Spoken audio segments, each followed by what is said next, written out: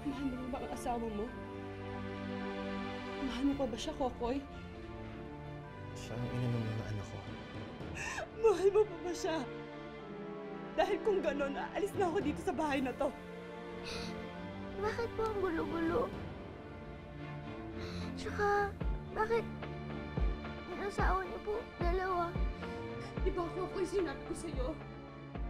Katapusan na lang hinihintay natin. Ito na yun.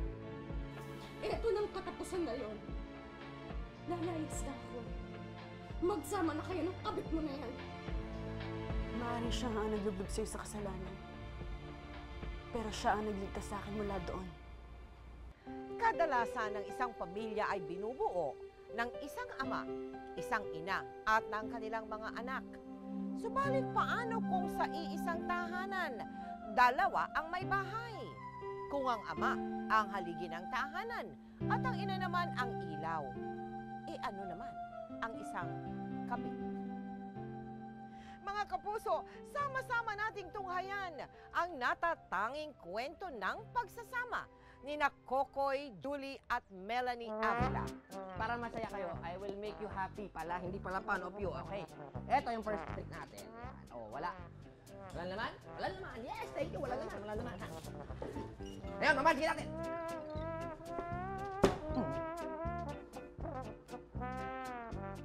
Ayun o! Meron na ng laman o! Yes!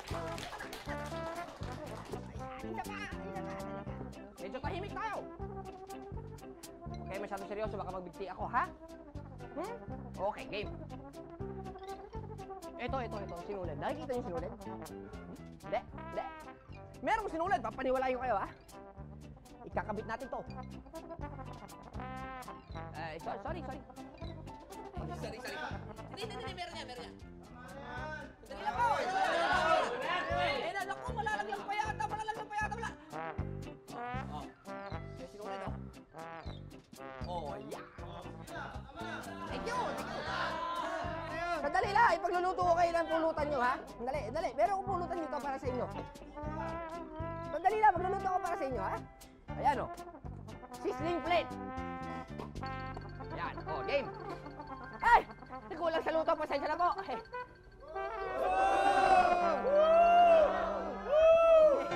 Ay, sorry. Thank you. Wala na.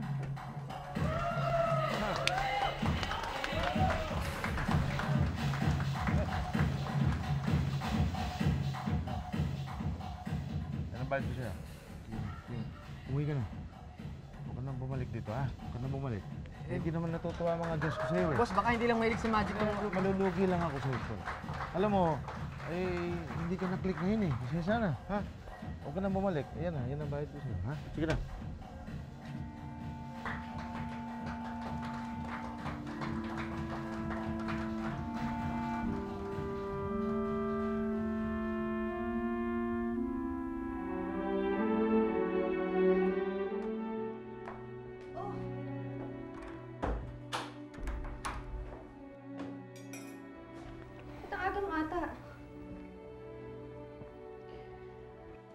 Tinanggal ako dun sa club, eh. Hindi na ako nakakatawa, eh. Paano na yan? Paano nakita mo? Hindi na nga tayo makabayad dito sa bahay eh. Puro naman kasi magmamagic lang yung alam mong gawin, pati yung pagka-clown-clown na yan eh. Magmagic ka kaya ng pera? Kamusta gabi mo? Eh, ano pa, di mahina, kita. Eh, ayaw mo naman pumayag tumibol ako sa mga customer.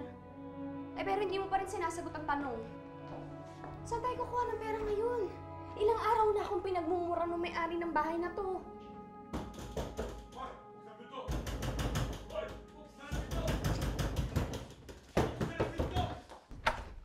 Saan bubuksan ang pinto? Ano?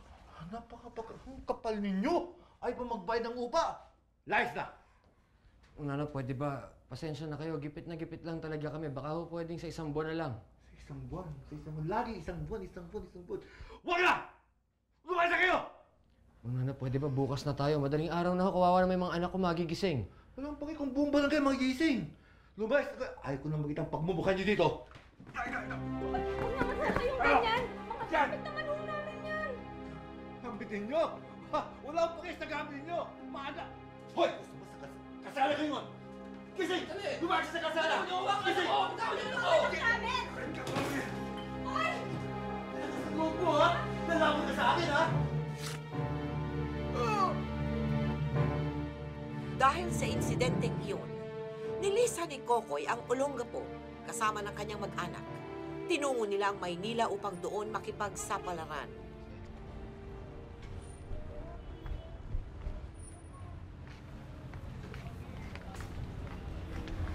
Tay, Nak, nagugutom na po kasi ako. Gusto ko na pong kumain. Ako rin po, Tay. Di pa ba tayo kakain? Masakit na tiyan ko eh. hayaan mo mamaya, makakakain na tayo. Nakita niyo yung kausap ko? Mamaya, bibigyan tayo na ng pagkain. Talaga po, Tay? Oo. Makakain na tayo. Ano sabi ng kaibigan mo? Paano tayong pulubi dito ah? Gusto mo rin mapatayin sa gutom ng mga anak mo? Sumagot ka. May paraan. Ano?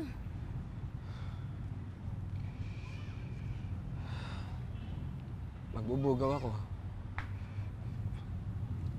Pero... ikaw ang ibubugaw ko. Kaya mo ba? Kaya mo? Dahil sa matinding kahirapan, napilitang pasukin ng mag-asawa ang mundo ng prostitusyon. Boss, babae. Pakita mo muna.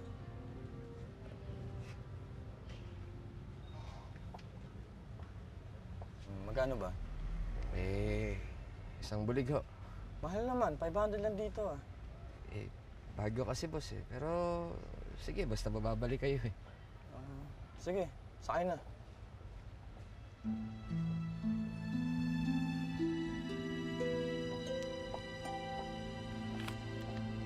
Ito.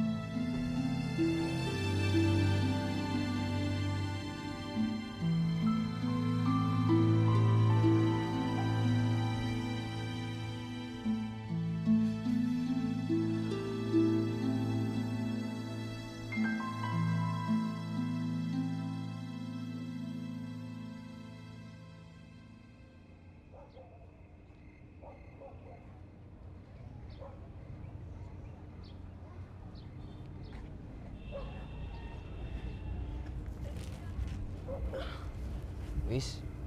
Wish? Lisa? Wish? Lisa, bangon na kayo. May pagkain na kayo. Oo. Oo. Kain na kayo. Ayan, ha? Kain kayo mabuti. Pasensya na, eh. Kamayin nyo na lang.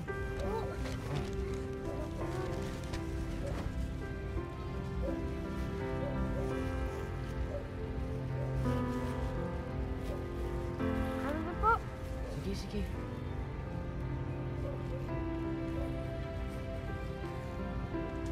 Tay, nasaan po si Inay? May pinuntahan lang. Sandali. Huwag nyo na isipin. Kumain na kayo. Po.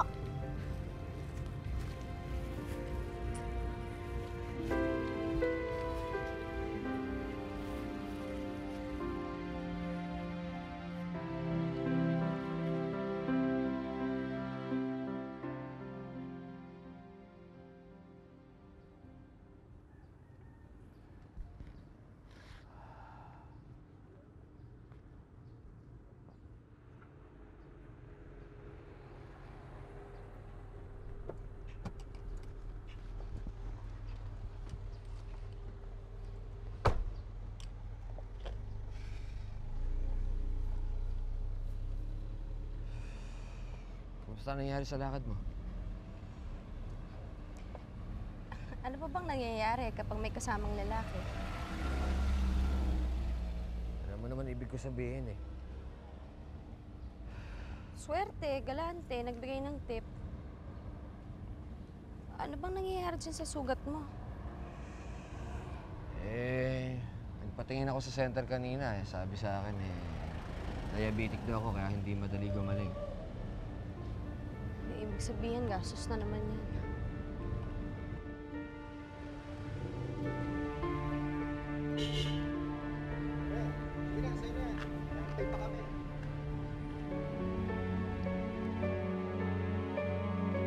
Tapos, pasok natin sa loob. Aray ko naipit. Dali, ipan mo. Ayan, nag-iitlog oh. Oh. Wow, ang galing! Wow, ang galing! Paano niyo ginawa yung Kuya Kukoy? Oo nga, paano? Turuan niyo kami. Minsan dumaan kayo sa bahay, tuturo ko sa inyo paano ginagawa yon. Pero, huwag niyo ipagsasabi sa iba para tayo lang may alam. Okay po! Sige. Maingat kayo.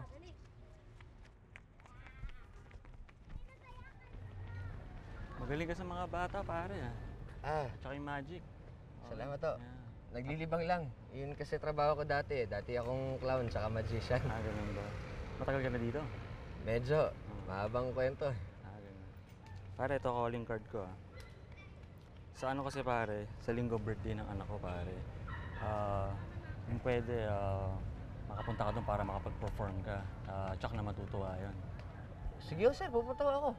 Tawagan mo lang ako para ibigay ko sa yung direction sa place namin. Salamat to. Okay, sir. Okay.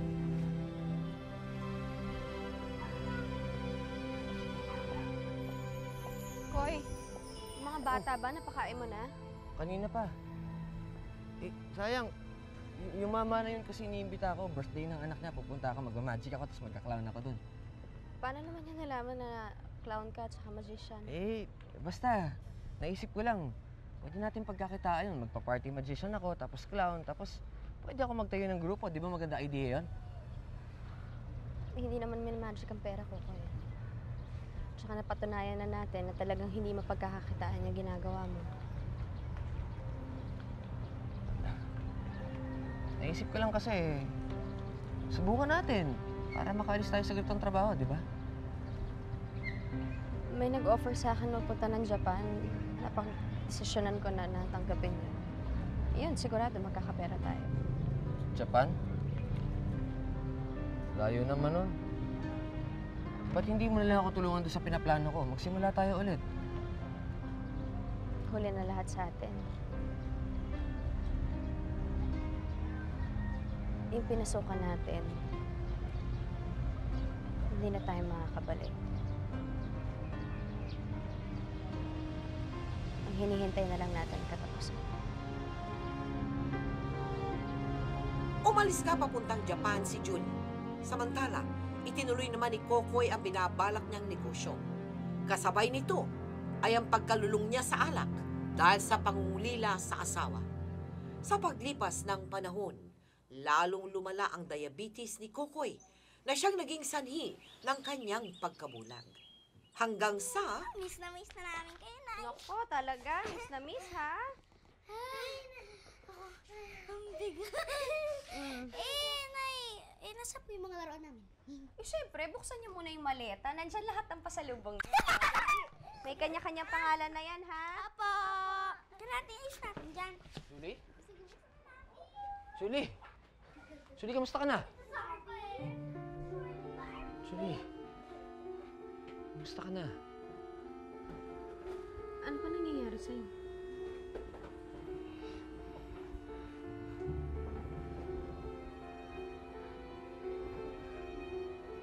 Wala ka nang pakinabang na bulag ka pa. Ano ka na ngayon? Inutil ka na lang talaga? Wala ka na bang ibang gagawin kundi pahirapan kami ng mga anak mo? Julie? Hindi ako magtatagal. Aalis na ako sa 1 linggo. Naalibad pa rin ako pag nakikita kita. Julie? Simula noon, nagkaroon ng lamat ang relasyon ni Kokoy at Julie hanggang sa bumalik na ang huli sa Japan. Palibhasa'y bulag at may problema pa sa asawa. Naging miserable ang buhay ni Kokoy.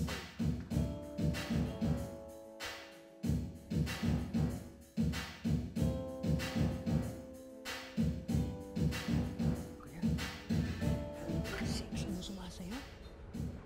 Alam mo, dapat may table mo yan eh. Panalo ka dito. Panalo. Baka naman mamaya, pangit yan. Alam mo, ikaw, Leo, paminsan-minsan yung pagiging clown mo, dinadala mo hanggang labas. Kuya Kokoy, sinasabi ko sa'yo, panalo to.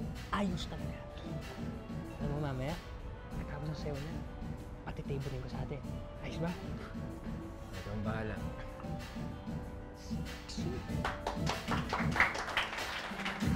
Okay, ito ka.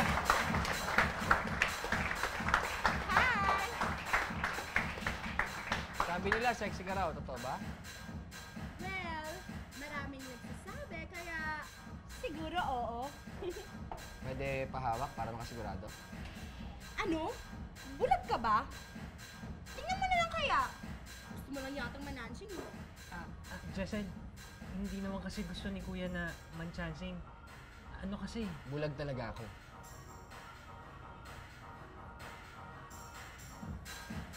Ganun ba? Naku, sorry ah. Pasensya na talaga.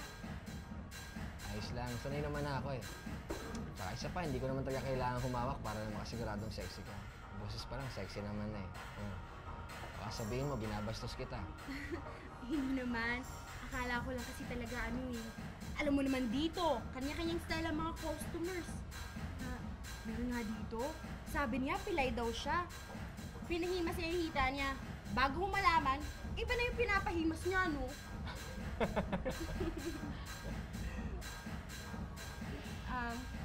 Melanie nga pala ang totoo kong pangalan.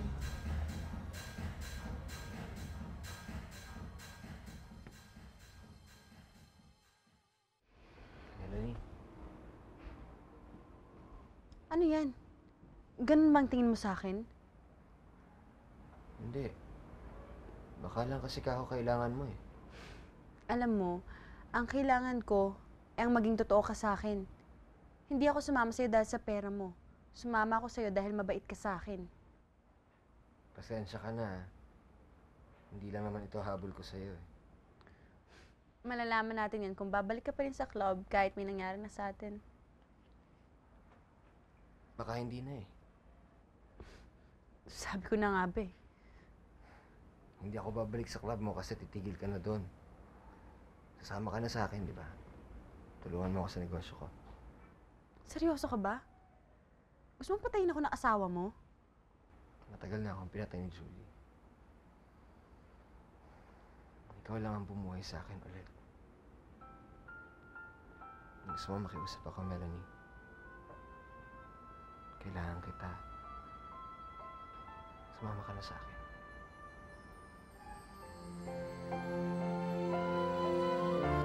Lisa, sa inyong lahat. Ito si Tita Melanie nyo, ha? Magmula ngayon, dito na siya titira, tapos siya na rin ang hahawak ng bookings at saka schedules ng mga clowns at magicians. Tay, sino po siya? Mabuting kaibigan siya ng daddy. Anong kaibigan? Ang sabihin mo, Kuya Kokoy, kabit mo siya. Kaya, tama na tigil mo sinasabi mo. Bakit? Totoo naman. Sige, tignan natin kung anong gagawin ni Ate Julie pag nalaman niya to. Isusumbong ko kayo. Kokoy, hindi yata maganda yung naisip mo. Bayaan mo siya. Palibasa kasi magmula nung siya humawak na sa schedule ng mga tao ko, palaging kupit lang ang ginagawa niya. Nang sabi ko, dito ka titira, yun ang masusunod. Bagamat pinigilan ng mga kaanak, sa bandang huli, si Kokoy pa rin ang nasunod. Tumira nga si Melanie sa bahay ni Kokoy. Nagsama sila ng parang mag-asawa. Hindi naging madali ang lahat, lalo pa nang magbalik na si Julie mula sa Japan. Salamat ha. Ay nako ate, andyan sa loob oh. Kapal na mukha, ayaw pang lumayas kahit na alam na parating ka na.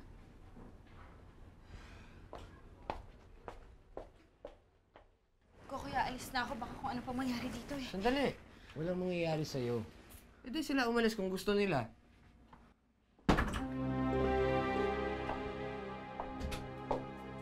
Kamusta naman ang magaling kong inutil na asawa? Bilib din ako sa'yo ah. Naturingan ka na ng bulag, may nauto ka pa. Huwag kang mag-iiskandalo, Julie. Kung gusto mo, maaari kang umalis. Ba't naman ako mag-ieskandalo? At lalong bakit naman akong aalis sa sarili kong pamamahay? Ano ba gusto mo? Ikaw ba ang kabet ng asawa ko? Melanie pangalan niya. Melanie kabet, ganito ang mangyayari ha? Walang aalis, walang lalayas. Actually, natutuwa nga ako eh.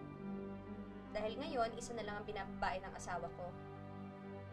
At dahil nga sa asawa ko siya, sa akin pa rin ang gabi, at sa'yo ang umaga. Ano? Okay ba yun sa'yo, Melanie kabet? Hindi makapaniwala si Melanie sa nasambit ni Julie.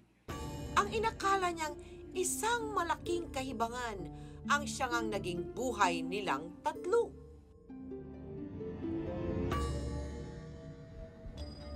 Mel? Hindi ka lang pala bulag. Pati pala pang amoy mo nawala na. Julie, anong ginagawa mo? Gabi ngayon, akin ka.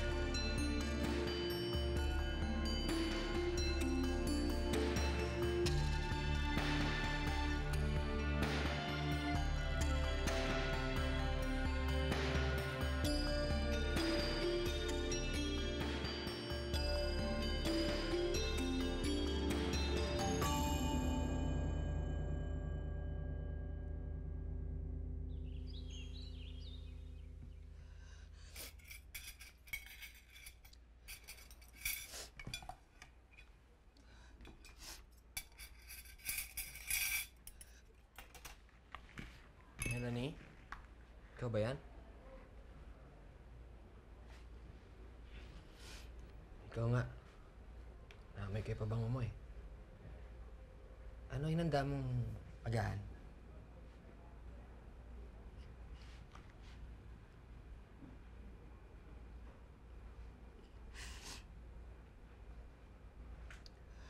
May problema ba?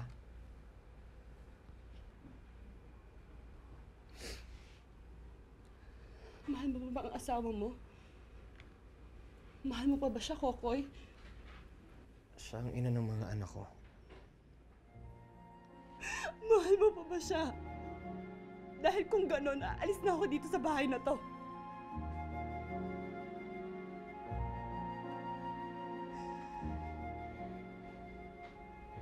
Melanie, ikaw ang mahal ko.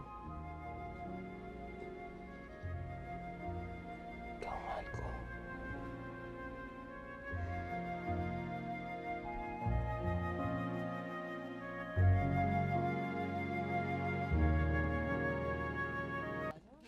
Bari, dali, tignan nyo. Yan yung dalawang asawa ni Mang Kukoy, oh. Di ba yan yung bulag na malupit? Malupit yung asawa at pumayag, ano? Ibang klase talaga. Oo nga, at tingnan mo, ang kakapal na mukha o nakaparada pa sa kalsada. Immoral naman.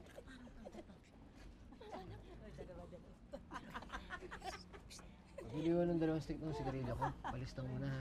Tsaka alam mo ba, hindi mo naman mahiya. Usapan nila tayo. Hayaan mo sila. Ganyan talaga yung mga yan, para mga aso. Mabilis makaamoy ng baho ng iba, pero yung baho nila hindi kayang linisin. Salamat. Eh, ano naman pakialam ninyo? Kayo mga chismosa kayo, ha? Kung naiinggit kayo, eh di maghanap din kayo ng makakasalo sa mga asawa nyo. Kayong mga matatanda kayong hilig-hilig din sumismis, umuwi nga kayo! Alagaan nyo mga anak nyo! Eh, totoo naman eh. Ikaw naman kasi sabi mo siya. Nainggit ka kasi, maganda kasi sa iyo eh. Oh, eh bakit naman bigla mong naisipang yayain kumain ako sa labas? Wala, magmula kasi nung nagsama tayo, hindi na tayo nakakapag-date. Saan naman kayo pupunta? Kapasya sana kami. Eh, mabuti pala tong kabit mo. Nayayaya mong lumabas. Pero graduation ng anak mo, nakalimutan mo. Ngayon ba yun, Wiz? Pasensya nga na nawala sa isip ko eh. Pero hindi, sama-sama na lang tayo tapos kumain tayo sa labas mamaya. Sama-sama tayo? Kung sakali magkakasama tayong tatlo, matatanggap ko. Pero hindi kapag kasama mga anak ko. Pangpamilyang okasyon to. At yung kabit mo, hindi parte ng pamilyang to. Kaya hindi siya pwedeng sumama. Julie, tama na. Pwede ba mahiya ka sa mga bata? Di ba dapat kayo mahiya? Sige na, Kokoy. Maiwan na lang ako dito. Mauna na kayo. Baka malate pa kayo sa graduation ni Wiz. Tayo na. Mahuhuli tayo.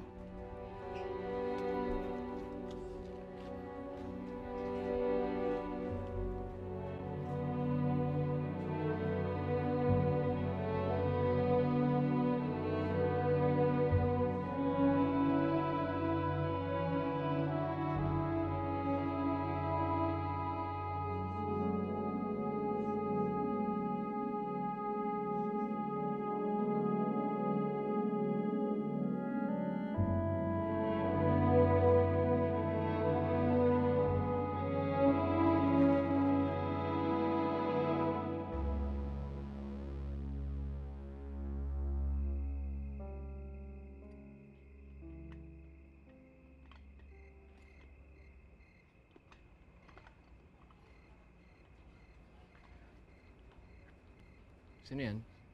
Si Wiz po, Tay. Oh, anak, ba't gising ka pa? Gabing-gabi na, dapat matulog ka na.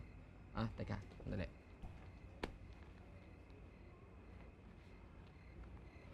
Sandali, ah.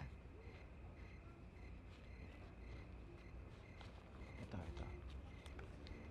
Para sa graduation mo, pasensya ka na dyan, ha, anak? Salamat po, Tay, ah.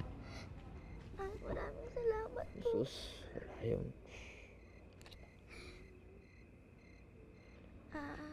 Itay, Hmm. bakit po tayo ganito? Bakit po ang gulo-gulo? Tsaka, bakit yung asawa niyo po, dalawa?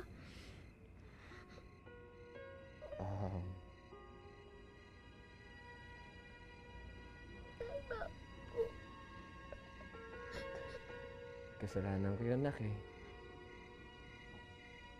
Wala naman kayong pwedeng ibang sisihin kung hindi ako. Minsan talaga, ganun, hindi pwedeng perfecto tao eh. Lalo na ako, malayo ako doon. Pero kahit naging masama ako, hindi ko naman kayo pababayaan o sasaktan. Mahal na mahal ko kayong dalawa ng kapatid mo. At sana pag malaki na kayo at naiintindihan nyo na lahat, sana mapatawad niyo ako.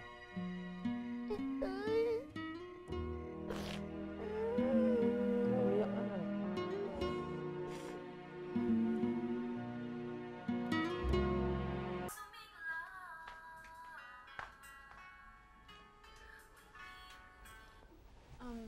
Julie, nanonood kasi ako eh. Ako ang asawa, kabit ka lang.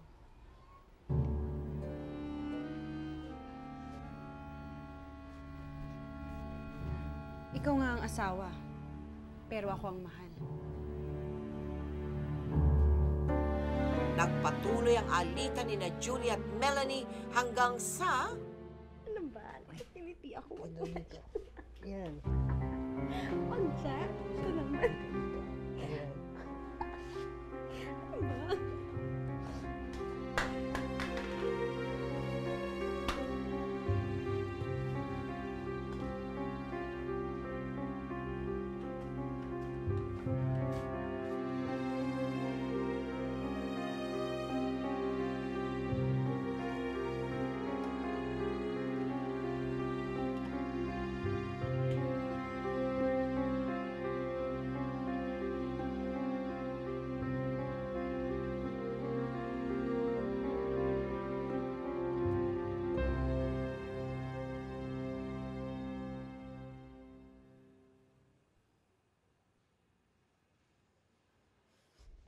Mga walang iya kayo!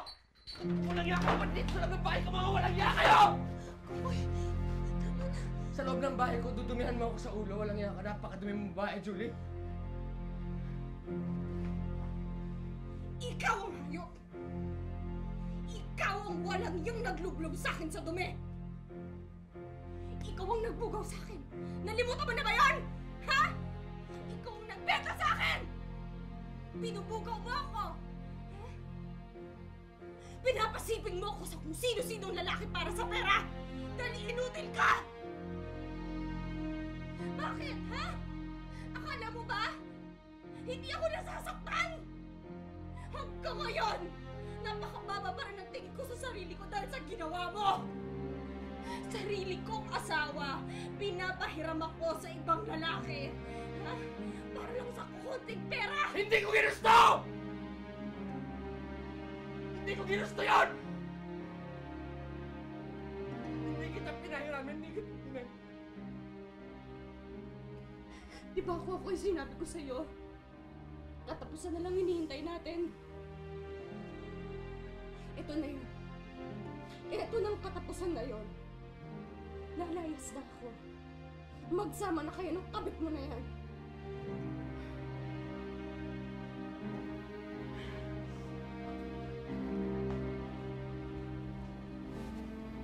Ba't ka magtsatsaga? Ano mapapalaman siya sa inutil na yan? Maaaring siya nga ang naglublob sa'yo sa kasalanan. Pero siya ang nagligtas sa akin mula doon.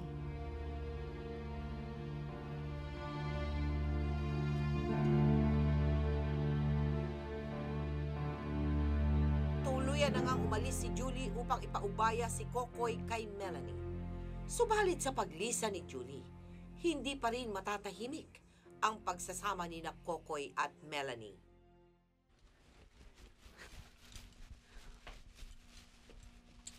Sigurado matutuwa si Kokoy dahil paborito niya itong pansit.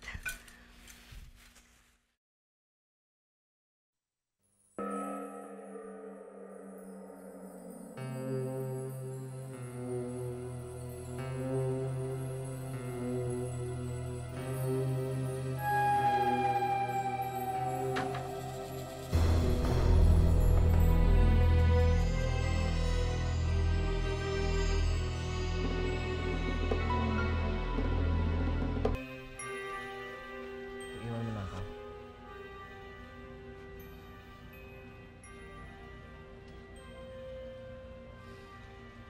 Melanie. Mahina ako. Kasalanan.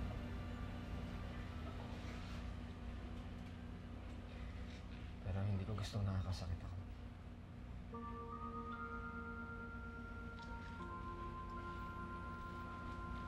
Tumanda nga yata ako na puro pagkakamali.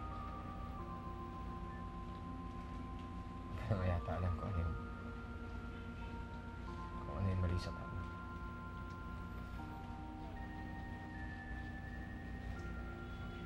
Alam mo, ang natatandaan ko kasi yung pagmamahal yun. Yung mga satok sa akin ng tatay ko.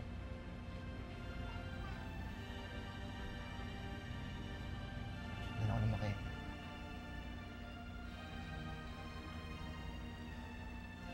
Sa maniwala ka at sa hindi. Melanie, mahal kita. Ayun. Ang mahihiling ko lang sa'yo kung sakaling kaya mo pa, pagbigyan ako. Gusto ko may ayos ang buhay ko nang kasama ka. Pwede lang. Labis sa pinagsisisihan ni Kokoy ang mga pagkakamali at sa tulong ni Melanie, unti-unti niyang inayos ang kanyang buhay at maging si Julie ay napatawad na rin siya at ang kanyang sarili.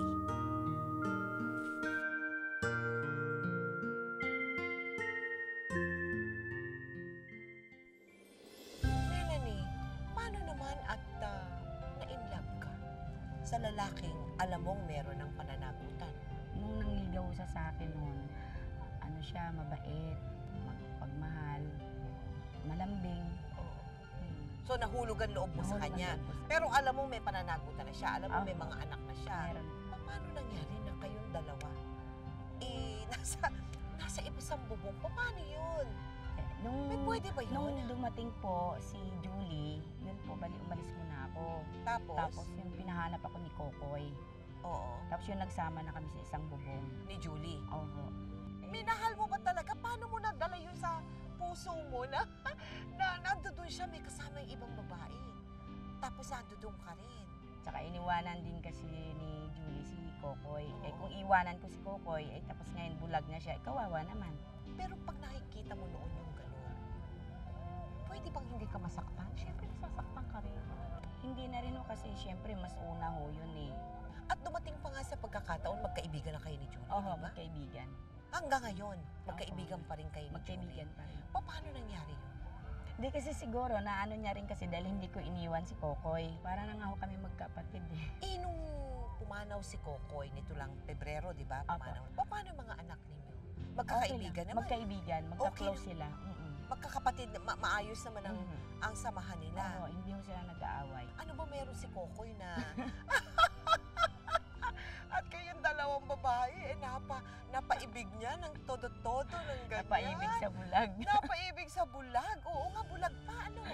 Ikaw ba hindi nagsisisi? Minsan, mayroon din nag-iisip ako na lalayasan ko ito. Kasi minsan masungit. Pero, kasi may sakit. Oo, pero naiintindihan ko rin ho yun kasi may sakit eh. O anong aral ang mapupulot namin sa buhay?